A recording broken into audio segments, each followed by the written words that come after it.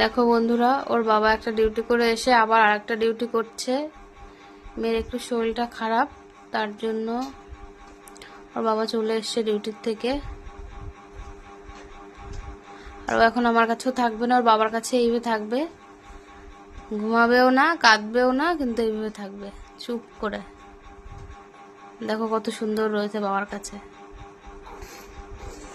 আবার খেলাও করছে। কি করে দেখেছো?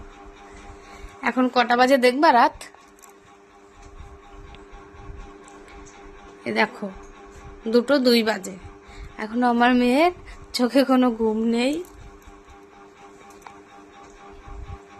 ও অবশ্য 10:30 11টার দিকে ঘুম থেকে উঠেছে, তার জন্যই মানে এত। এমনিও ও রাতে একটু কমই ঘুমায়। আর যারা বলো না যে মারা কি করে, দেখো কি করতে হয় মা।